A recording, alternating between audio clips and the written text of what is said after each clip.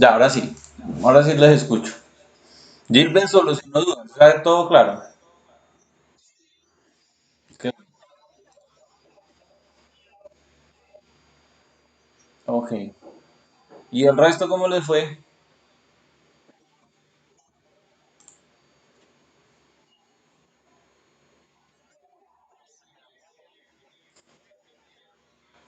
Ah, bueno. Yo entonces, pues si no hay muchas preguntas, no hay muchas dudas, entonces les espero que sí. Por ahí uno que otro me estuvo preguntando, digamos que había una duda como en que cómo hacer la tabla con respecto al ejercicio, que si hago todas las columnas o que si solamente hago las tres primeras columnas, que unos hacen la tabla completa, otros no tanto, entonces voy a tratar de explicarles eso. Paula me dice que se está guiando con el móvil. Voy a mostrarles aquí en pantalla o como aclarar una posible duda de lo de la tabla de frecuencias, que fue lo que me preguntaron como dos o tres personas. Entonces, ustedes ya ven mi pantalla ahí, sí, ¿cierto?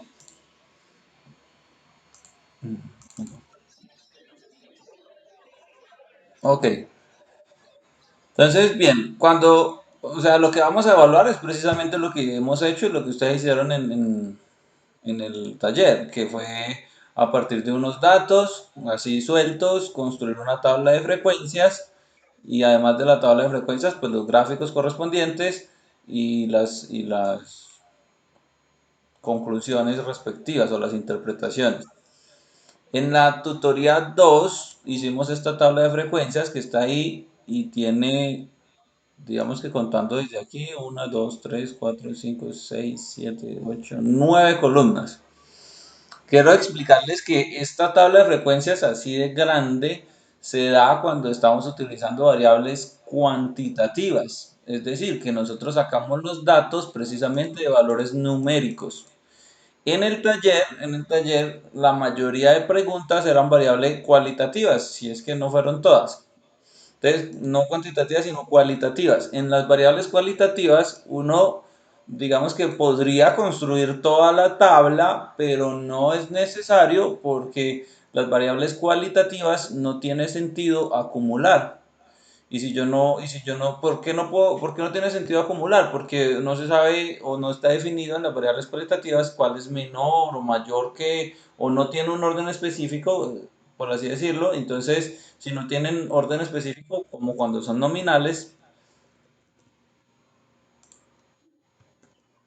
entonces si no tienen ese orden específico, no tiene sentido acumular. Por eso uno dice, ah, estas de aquí no las hacemos. Bueno, y esta tampoco porque no se le calcula media. Entonces, si son cualitativas, uno asume de que debe graficar o debe construir solamente estas tres columnas, los datos, frecuencia absoluta, frecuencia relativa y porcentual y ya, no es más, en las cualitativas. Y con esas tres columnas, pues hace precisamente los mismos dos gráficos, el de barras y el de diagrama de torta o circular, y ya, y no es más. Porque vi que algunos estaban construyendo la tabla completa, así completa, para las variables cualitativas. No es que esté mal, lo que pasa es que no nos va a servir para nada. Entonces, por eso uno dice, bueno, eso no. En el examen de hoy yo les voy a plantear bueno, ustedes van a determinar ahí qué tipo de variable y si esa variable tiene números, o sea, es cuantitativa, entonces de ser cuantitativa deben de construir toda la tabla así como está en este caso. ¿Sí? Y además de construir la tabla, como lo más probable es que utilicen Excel, que esa fue la herramienta con la que empezamos o aprendimos a construir esa tabla, entonces casi que los valores numéricos a mí no me interesa conocer si tienen bien los números o no, porque es que si yo uso bien la fórmula, yo sé que Excel no se va a equivocar en el cálculo de los números.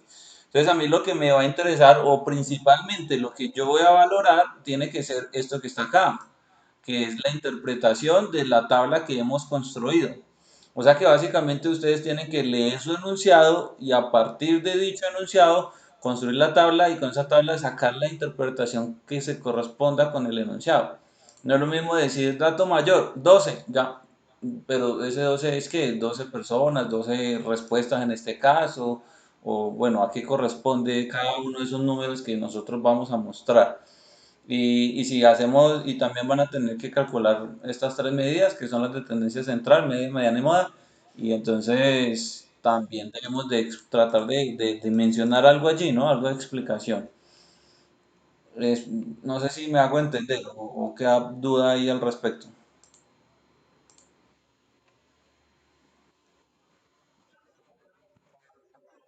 Ok, listo. Entonces, la idea que vamos a hacer es trabajar en los grupos, pero para yo poder definir aquí cuáles son los grupos correspondientes, eh, yo quiero que voy a ir llamando a lista y de paso me van diciendo el nombre de cada grupo y yo aquí marco cuáles son los estudiantes que están trabajando en equipo, ¿sí? Y así mismo yo les voy, empiezo a enviar el examen. Yo ya tengo aquí el examen preparado, por acá les muestro, está el examen uno, entonces ese examen está aquí por grupos, tengo pues 6 grupos, espero que no me salgan más. Entonces, ya cada grupo tiene su propio examen y bueno, la idea es que yo les envío, yo llamo a lista, construyo los grupos acá en el Excel y ya internamente cada grupo me escribe al interno, profe, aquí estoy para el examen o grupo tal y yo le envío el PDF pues al grupo para que ustedes empiecen a resolver. Por eso les decía que sería bueno que armaran sus grupitos internos para que ustedes estén en comunicación ahí. Mm, bueno, entonces voy a llamar aquí. Un favor que necesito pedirles es que si tienen posibilidad, traten de dejar la llamada aquí abierta del Meet, porque ustedes saben que desde la universidad nos están revisando los coordinadores y pues que ellos se den cuenta que efectivamente sí estamos en encuentro. Lo que pasa es que ustedes están en examen, pero pues la llamada la vamos ahí por lo menos hasta las 8. Yo voy a estar conectado ahí. Y las dudas por WhatsApp yo les voy respondiendo. O sea, yo voy a estar aquí sentado hasta cuando ustedes terminen. Cuando terminen el examen, yo ya en la plataforma les va a aparecer, aquí todavía no está, pero ahí les va a aparecer un enlace que diga examen uno y suben el examen ahí. Ojalá lo guarden en PDF y ya suben el archivo acá en la semana. Señor, uy, se me va a apagar esto. Pues bueno.